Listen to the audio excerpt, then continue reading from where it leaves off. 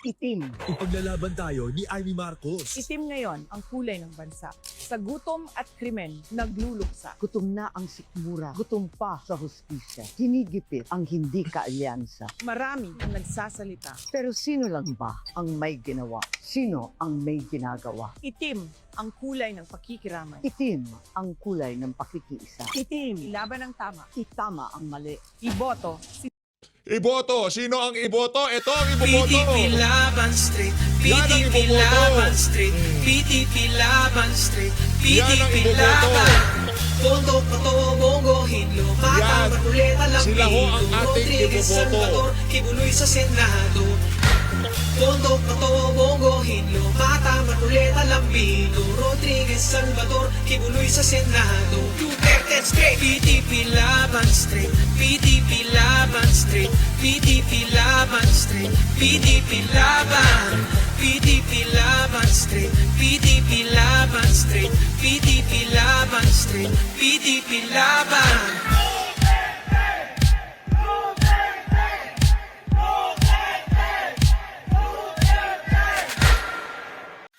PDP Laban Street, PDP Galing na ho mismo dito kay Vice President Sara Duterte.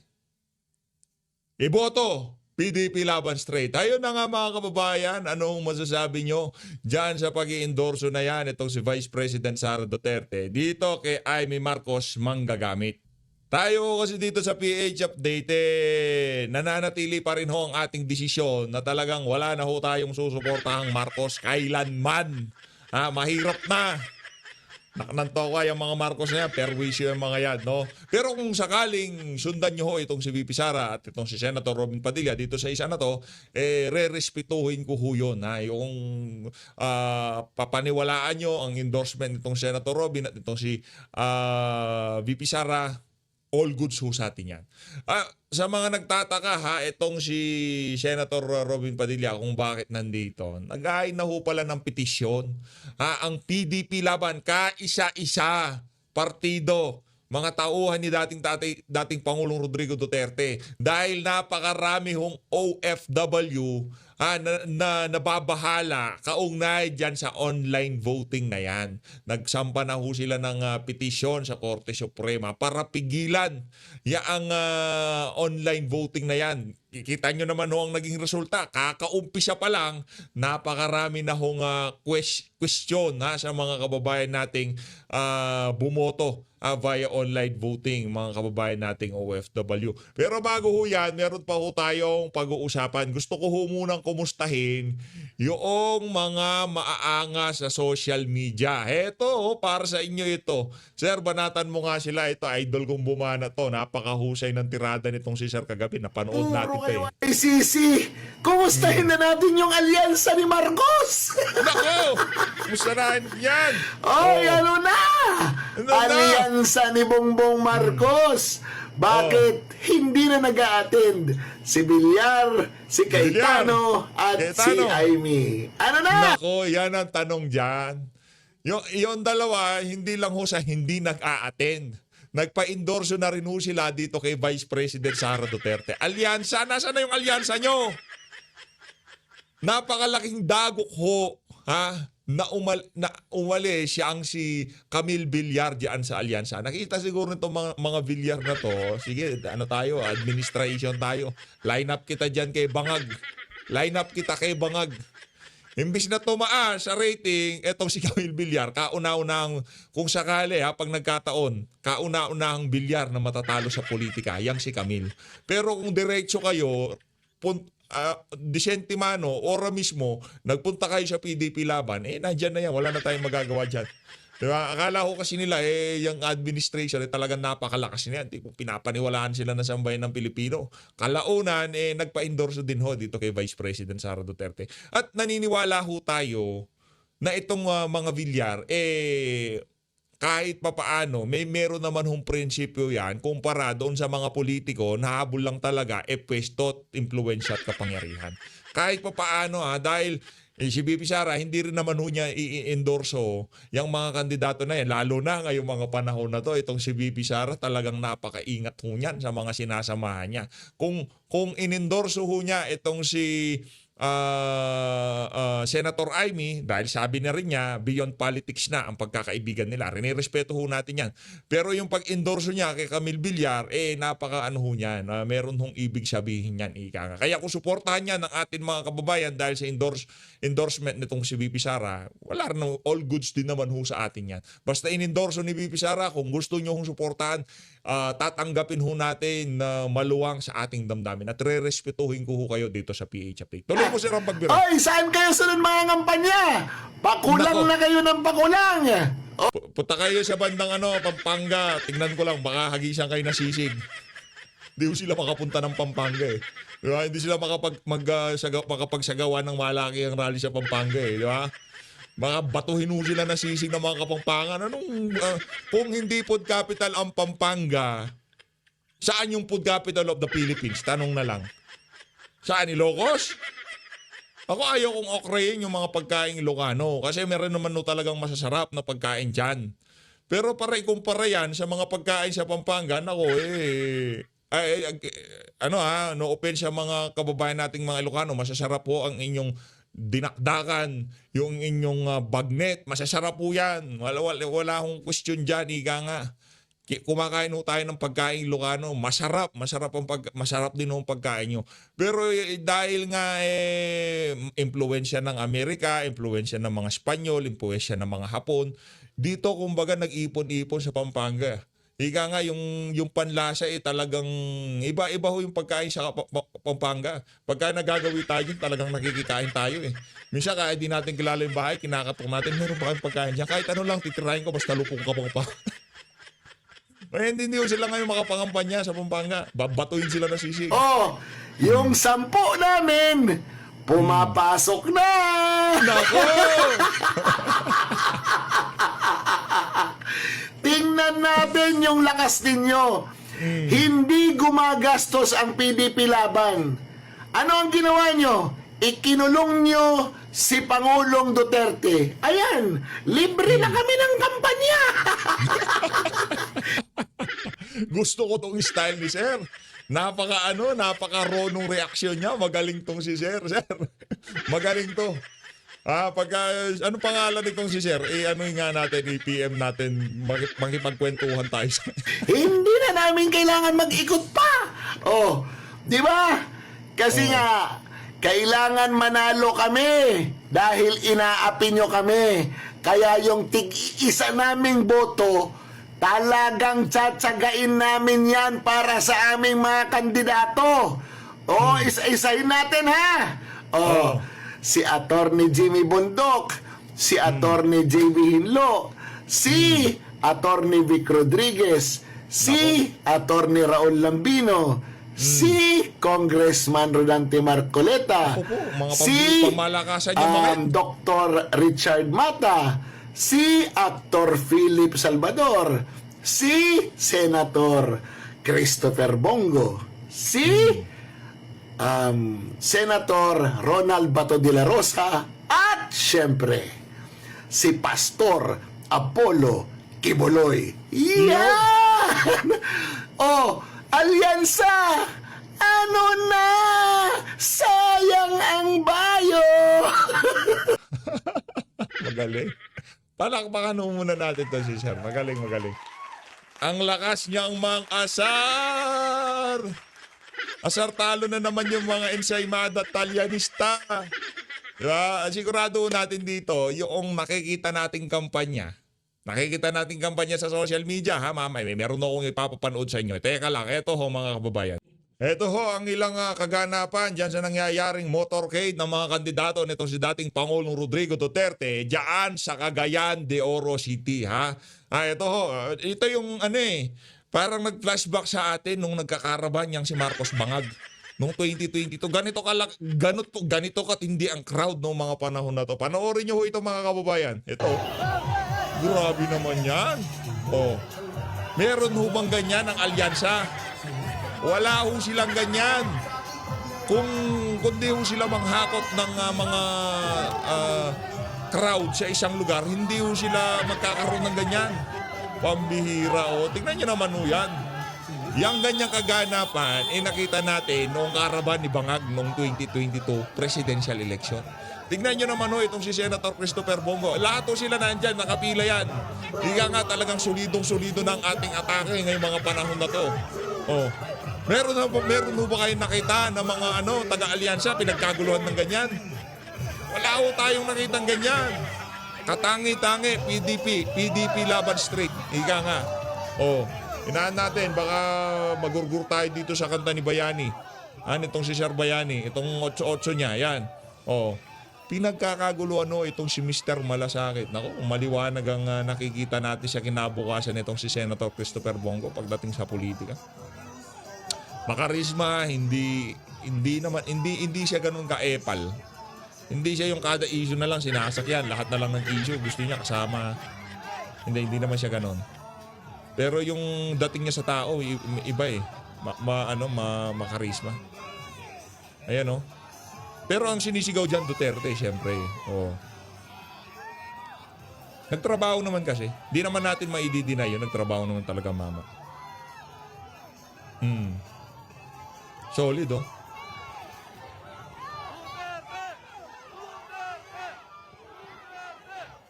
Ayos.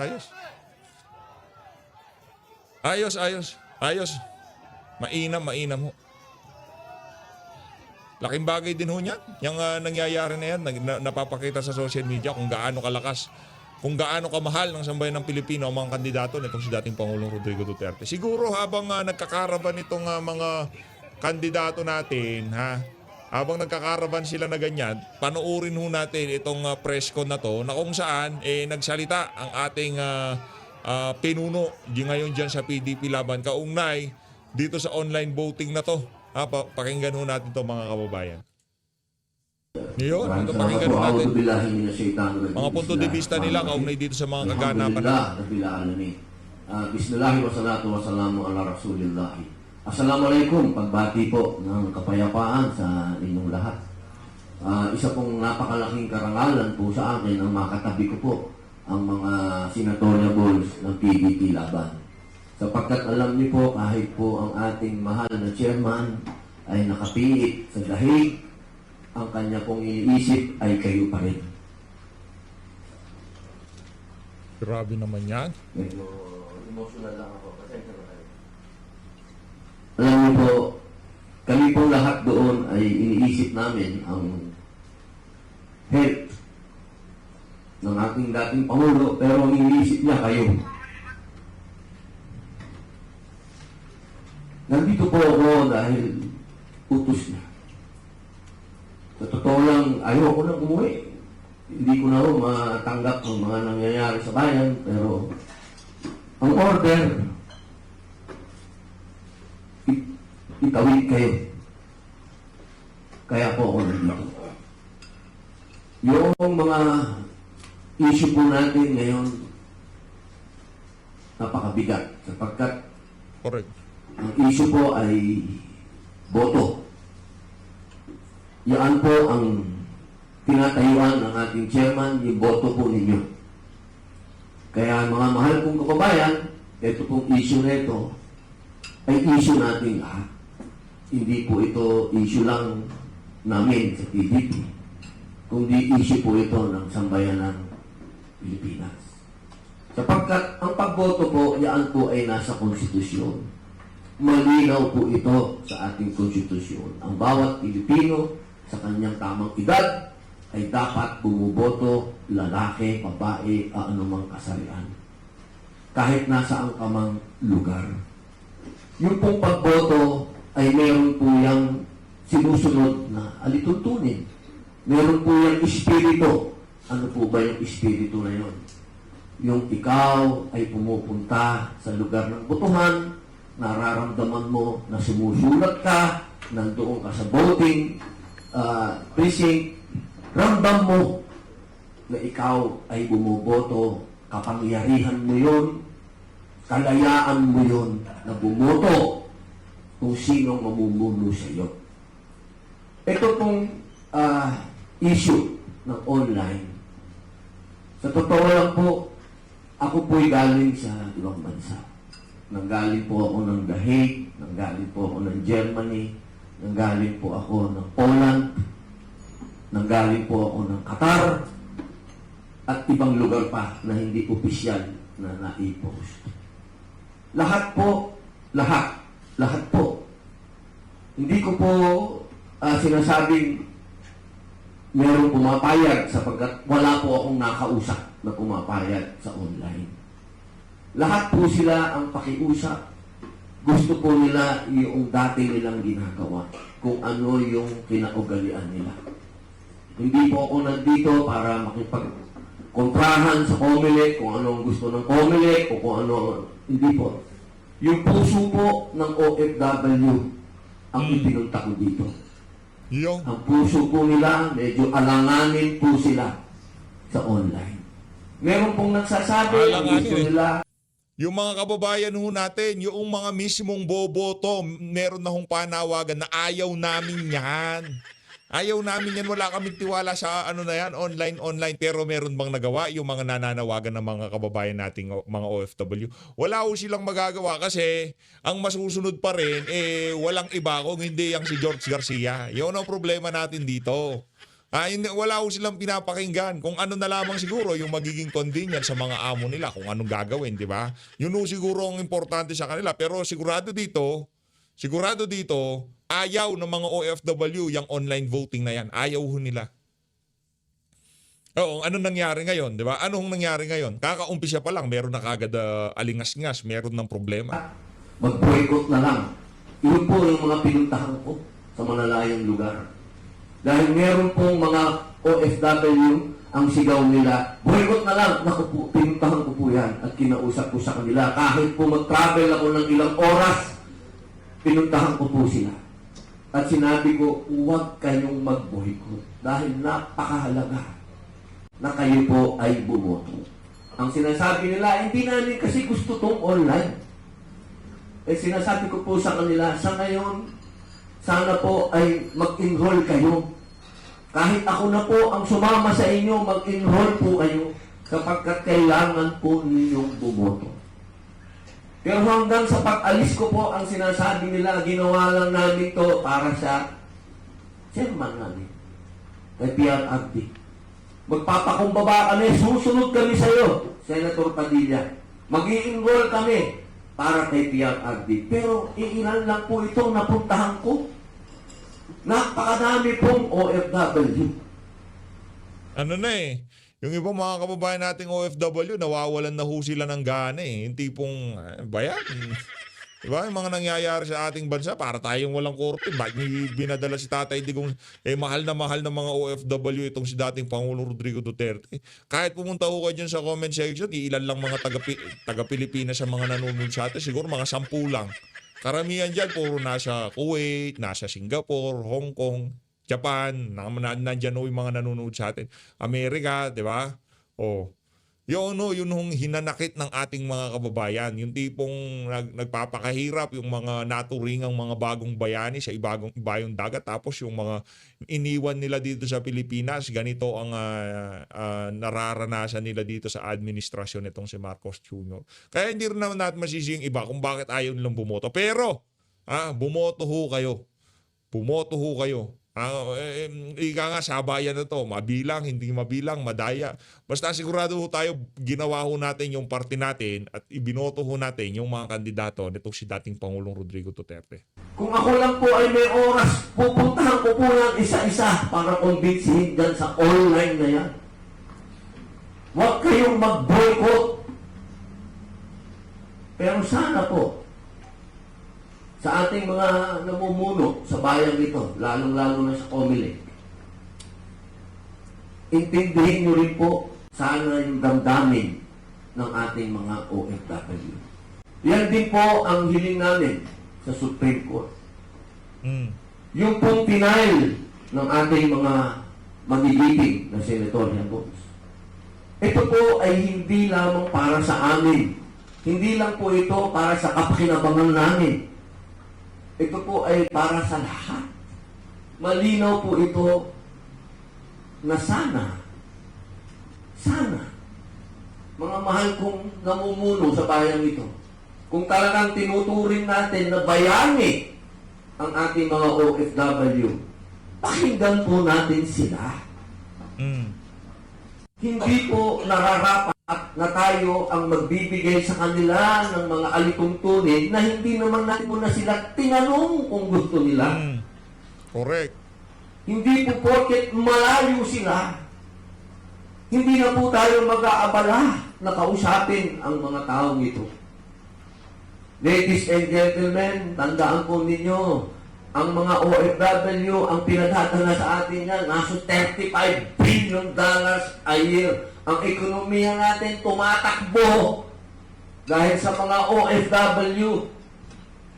Isang tanong ba, isang hearing, isang public hearing para kausapin natin sila at tanungin kung gusto ba nito, hindi natin nagawa. Sana po, ang huli nating sandigan ay ang Supreme Court. Tayo po ay kumakatok sa puso ng ating mga hustisya, sa ating mga kinikilalang sila po ang magiging kakampi. Wala na, nag-umpisa na Sen eh. Ayan na, nag-uumpisa na yung online voting. Ay, lumalabas na nga yung mga aberya. Kung ano-ano mga pangalan lumalabas doon sa ballot content ng mga bumoto dyan sa online na yan. Ballot content nga eh. Bakit mo ilalagay doon yung hindi naman sinade nitong mga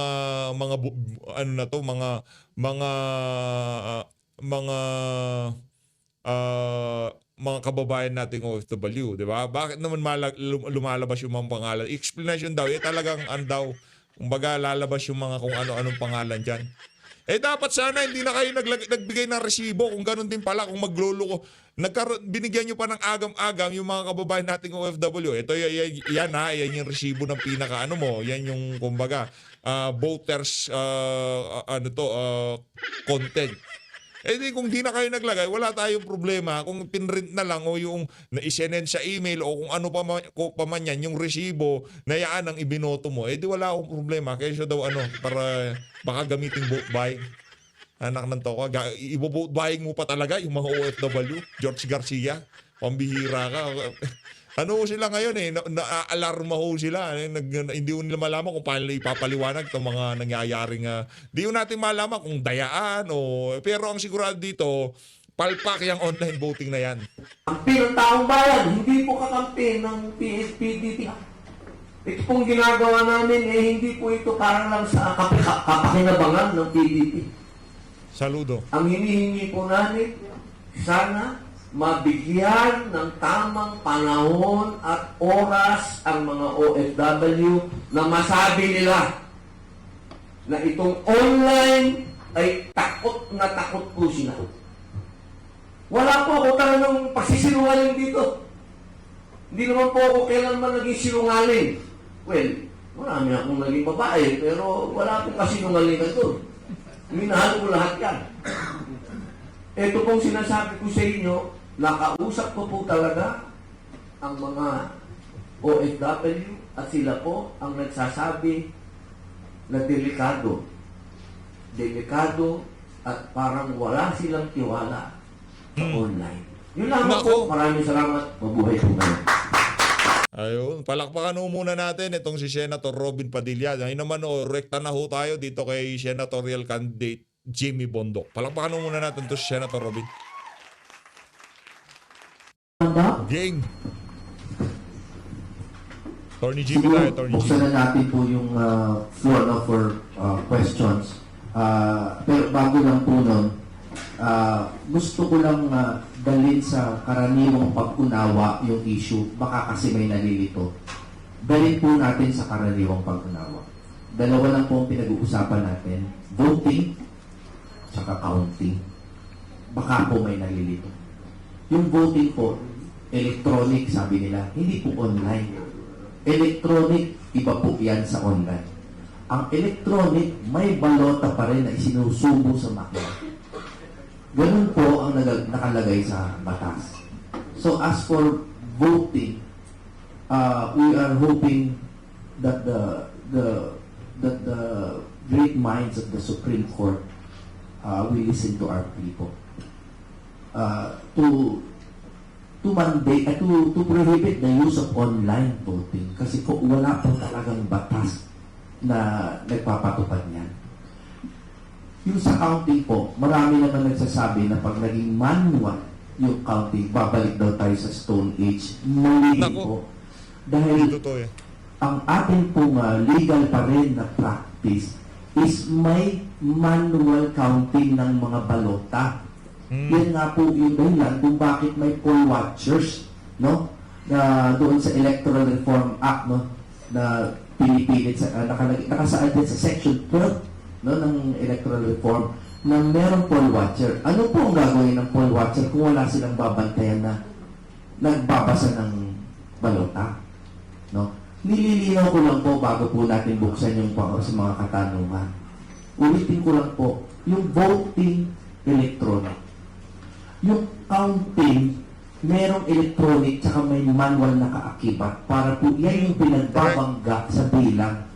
Yung palakpakan natin itong si Senator Jimmy Bondoc, parehas pala kami ng gusto eh. Ayos yan.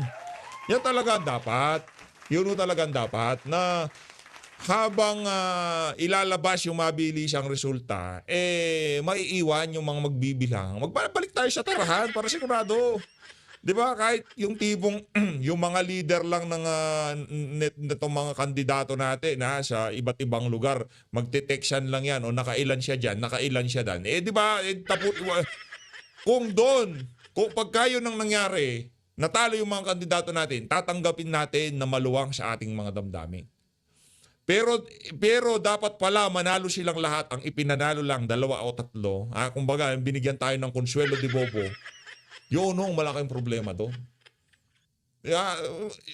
Halimbawa, diyan sa Maynila, nakailan diyan yung mga kandidato natin. Magte-text na yan. Ika nga, base ito doon sa bilang na naging tarahan, kada porsyento. Nakailan yan si Senator Jimmy Bondoc, si Congressman Marcoleta, Atty. Vic Rodriguez. Doon pa lang mga kababayan, makukuha na natin yung totoong bilang. Kung sakaling magkaroon tayo ng problema diyan sa automated election. Di ba? Pero ayaw kong aksyonan niya. Ayaw yan aksyonan ng COMELEC. Hindi ko natin malaman. Yung palang mirror system na yan, nabalot na ng napakaraming kontrobersya yan di ba? Naging na rin, ang daming question dyan sa House of Representatives na pandating sa atin pinalusot na lang, sa totoo lang. Pinalusot na lang yung mirror system na yung naging issue niya. Yung tinanong sa kanila, kaugnay doon sa nakuha nila itong kontrata na to dyan sa COMELEC. Pinalusot na lang. Pero kung talagang sisiyasatin mo ng maigi, maraming naglabas ang mga dokumento. Merong mga bank accounts, mga aligasyon. Kaya hindi natin malaman Sino na naman bang kumikita dito sa na to? Sino naman bang kumita? Bakit hindi umuubra ang panawagan ng ating mga kababayan? Kung bakit dapat itong mga voting counting machine na to dapat hindi konektado sa internet. Ano ho bang meron talaga, Chairman George Garcia? Ngayon dito sa online voting, meron na naman problema. Pambihira. Para po ang boto, lalo na ng mga OFW natin, ay mabilang po ng tama. Lastly, gusto ko lang paalala na pinaalala ni Ma'am Sara, VP Sara, 98% po nung nakaraang eleksyon, 98% po ng OFW, Inday Sara ang binoto. 98%. Kaya alam po natin, siguro naman po na yung aming partido ay binabantayan po yung obviously pro-Duterte na yan na sentiment. Pero gusto ko rin po linawin na hindi po purely politics ang aming isinusulong dito. We're just saying na kung sino man ang iboboto ng OFW, mabilang po ng tama. Maraming salamat. Correct. Thank you very much, Atty. Jimmy Bondoc. Now let us open the microphone para po sa mga katanungan ng press natin. Bilang ng tama. From DNA Integrity News po, para po sa PDP laban, pinapatanong po na opisina namin. Suportado po ba na natin si Senator Amy Marcos?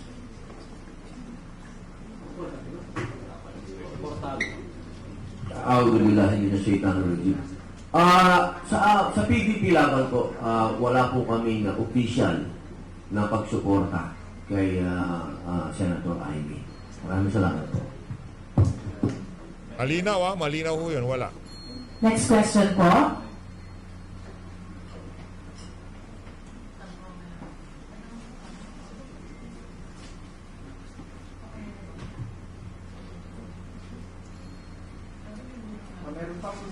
Baka meron pa pong gusto magtanong. Huwag po kayo mahiya, malayo yung binyahe.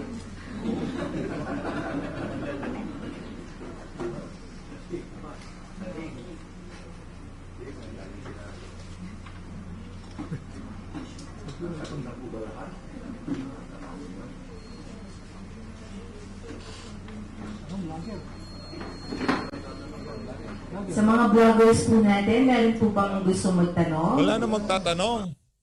Tayo na lang magtatanong kung walang... Kung sakali upang maupo kayo dyan sa maging senador kayo, kay Atty. Jimmy Bondoc, dito kay Pastor Apollo Kibuloy, wala ho ba di ho ba natin pag-aaralan kung paano mas mapapaganda ang paraan ng paghahalal natin ng ating mga opisyal sa pamahalaan? Kasi dito, labo eh. Pagkapasok mo dun sa bunganga, uwi ka na, bahala ka na dyan. Uwi ka na, ano pa hinihintay mo dyan? Wala na, tapos na. Wala ho kayong panghahawakan, kumbaga hindi yung tipong pagka umuwi kayo, alam nyo, yung binoto nyo, yun ang mabibilang. Ngayon hindi ho, pagka ipinasok nyo dun sa makina, wala na, tapos na usapan. Hanggang dun lang ho kayo, yun ang sigurado. Ngayon kung ano man ang ipinalinabas na resibo, pinakita sa inyo, yan yung binoto nyo, gaano ka kasigurado ang tanong? Tipong talagang markang-marka mo yung mga kandidato mo, talagang ayaw mong madumihan yung balota mo para mamarkahan mo itong si Atty. Jimmy Bondoc, di ba? Mailagay mo yung pangalan niya, ito si Pastor Kibuloy, itong si Congressman Marcoleta, di ba? Itong si Senator Philip Salvador, ilagay mo talaga mga pangalan, ayos na ayos eh. Pagpasok mong ganon, pagbigay sa'yo ng listahan, pag talikod mo, anak ng tokwa, binoto pala, puro alyansa. Di ba? Yun, ang hirap po ng ganun. Nagkakagaguhan pagka panahon na ng eleksyon. Yun lang ho talaga ang sentimiento natin dito. Pagpasok sa computer, ay nako, wala ho tayong tiwala dyan. Wala ho tayong tiwala dyan. Kahit ano pa ho ka-secure yan na nung yabang nito si George Garcia kasi hindi pa daw nahahak ang sistema. Paano ihahak ang sistema? Para saan pa yan? Para saan pa ihahak? Alam nga nasabihin nyo na ay nahaking sistema namin, nakita namin yung kahinaan niya. Tinuturuan nga lang kayo na dapat hindi konektado sa internet ang mga vote counting machine, mga BCM. Kinasuhan nyo na. Tapos ihahak pa.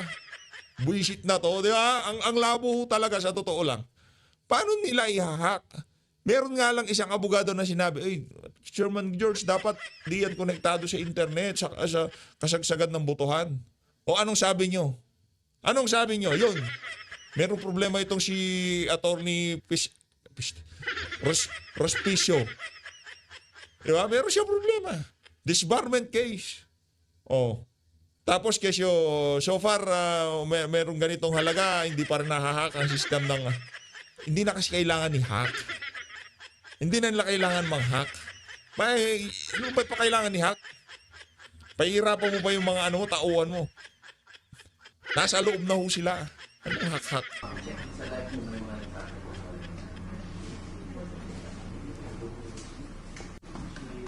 Baka gusto yung tanongin, bakit dumudugo yun?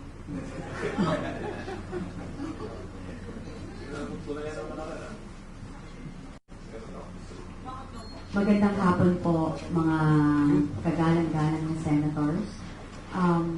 Meron mo ba kayong mga plano para maprotektahan talaga ang boto na masisiguro natin na ang boto ng bayan ay hindi magkakaroon ng pandadaya?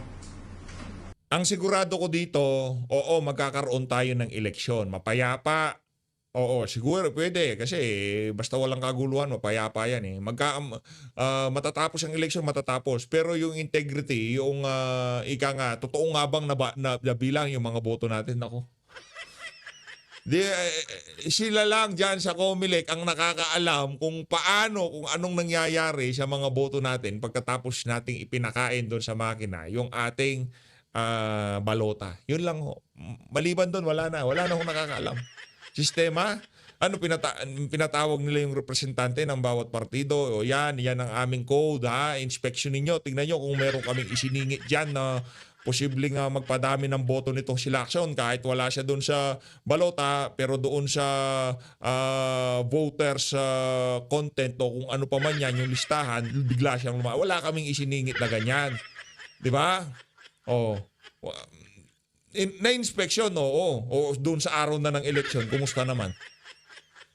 Kaya doon pa rin ho tayo sa manual counting pa rin. Tarahan. Mag-ano tayo, pabilisin natin ang proseso, pero pagka nagkaroon ng question, babalik tayo. Ang issue kasi dito, pagka hindi nagtali yan, yung manual, naku, yari sila dyan. Kasi magmamanual. Tapos magkakaroon ng automated. Ngayon, hindi nagtali. Malaki yung problema. Yun iniintindi naman ho natin ang COMELEC. Baka magkaroon ng malaking discrepancy sa magiging resulta ng manual dun sa tarahan at doon sa automated. Yun naman ho iniiwasan nila. Kasi pagka automated lang, wala nang ibang pagbabasihan. Wala namang nagbilangan sa Walang ganun eh. Pero kung talagang malinis ang eleksyon, walang dapat ikatakot ang COMELEC. Pagka yan, merong kunyari mga 2%, 3% hindi magkapareho, pumunta tayo doon sa tarahan. Yun ang i-add natin. Pero magkakaroon na tayo ng glimpse o malalaman na natin kahit papaano kung anong magiging resulta ng eleksyon. Pero kung magkakaroon ng question, mabilis nating mababalikan kung ano nga ba ang nangyari, kung sino nga ba ang binoto ng sambayan ng Pilipino. Hindi ho kagaya dito. Yung online voting, paano? Sige nga, paano malalaman na talagang yun ang binilang ng boto mo? Pagka pinindot mo yung enter, lumipad yun. Hindi mo na alam kung saan mapupunta yun. Anong IT, anong expert, kahit ano pang paliwanag nyo. Hindi ho secure yung mga computer. Lalo na pagka pinag-uusapan dito, malaking kwarta. Posisyon, kapangyarihan pinag-uusapan natin dito. Kung ang mga kandidato, hindi yung mga kandidato natin, kandidato ng mga taga-alyansa, nagbabayad ng bilyon sa kanilang mga TV ads, sa kanilang mga poster, ano ba naman yung 1 bilyon para masigurado mo ang kanyang pagkapanalo? Diba? Ganun lang naman ho yun mga kababayan, kaya wala ho talagang tayong tiwala dyan sa online voting na yan. Well, insofar as online voting is concerned, kung hindi talaga tayo makakuha ng PRO po, no? Nasabi ko na po yung ating idea that we should have a continuous exit poll to be conducted. And we will utilize volunteers in each, place overseas, so that they can create some form of an online command center where yung mga OFWs overseas voters will report kung sino yung mga binutuhan nila. Para na tayong COMELEC on our own. So, pagkatapos ng boto nila, i-report nila, ako po, si Raul Lambino, dito ako sa, let us say lang sa Saipan, at bumoto ako 3:42 PM ngayong araw na ito, at ito po ang binutuhan ko, lahat. So, para tayong COMELEC, no? At saka, ipapublish natin ito without disclosing the names. We will only publish the, yung progressive results per day para makikita natin, ma-monitor natin every day kung ano yung turnout ng mga voters. No? So, in this way, if the official results will come out, no, we can have clear data already to compare with our exit polls. No. Yun lang po ang nakikita kong measure para naman mababangga natin yung kung ano yung ilalabas na results po doon sa online voting. Dito naman sa domestic, yung kailangan ma-implementa yung manual counting of votes. Alam nyo, meron kasi talagang concern. Pinag-aralan po namin yung proseso po ng Miro. Hindi kasi natin malalaman yung progression ng votes. Ang ibibigay lang po sa inyo yung election returns. And we have no way of knowing kung yung nakalagay doon sa election results ay tama ba talaga yung counting doon.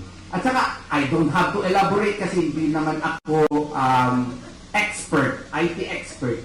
Pero may reasonable basis yung fear na yung, what you call this, yung nakasaad doon sa election returns ay baka tainted. So the only way by which we can have an assurance is yung dati na natin ginagawa. Kunin yung balota, isa-isahin, okay? At may tally sheet. Anong advantage natin dito? Yung tally sheet, ebidensya natin. Yung certificate of votes, kasi gagawin policy yan ng PDP laban this coming elections, na papermahan lahat ng BI, nakasaad doon yung ano ang resulta, kada kandidato, that's another evidence. Aside from the witnesses' testimonial evidences, na mga watchers na nandun, nakikita talaga nila kung ano yung resulta. After that, transmission na, electronic na. Okay? Kasi iba po yung casting of votes sa counting of votes. Doon po yung counting of votes, yung pagbilang po, kailangan manual because that is the only way na nakikita ko na meron tayong clear data per precinct. So, ang tatrabahoin ng abogado, kung may clear data sa per precinct via manual counting, i-marshal na lang yan. Let us say, in one barangay, there are 100 precincts. So, lahat po ng mga resulta kada presinto, i-add niya, pagpunta niya sa canvassing, alam niya kung ano yung resulta. Kesa ngayon, kung hindi natin gagawin yan, may resulta ka i-add. Canvassing report. Paano nangyari yun? Bakit natalo si Jimmy Bondok doon? Ang dami naman niyang fans. Ang galing kumanta nun. Paano naman si Atty. Lambino? Ang gwapo-gwapo nun. Daming bilib sa kanya. Bakit kukuha niya? 5 lang. Nako. Paano natin makorek yun? Without the manual counting. This is the only way by which we can be assured, at least, that the results in the precinct are credible and that they are the actual turnout of the choice of each voter. We should remember that suffrage is a sacrosanct right. It is the foundation by which our representative democracy is founded upon. You put doubt into suffrage, then you put doubt into the public officials who are supposedly elected via this election. So Ayun.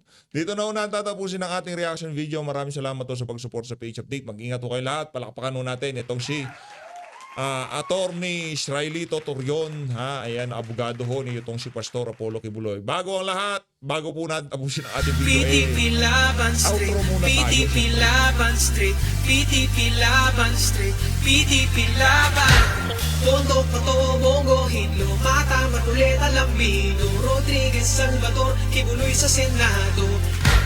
Tondo, Pato, Bongo, Hinlo, Mata, Marcoleta, Lambino, Rodriguez, Salvador, Kibuloy sa Senado. Duterte Straight, PDP Laban Street, PDP Laban Street, PDP Laban Street, PDP Laban, PDP Laban Street, PDP Laban Street, PDP Laban Street, PDP Laban.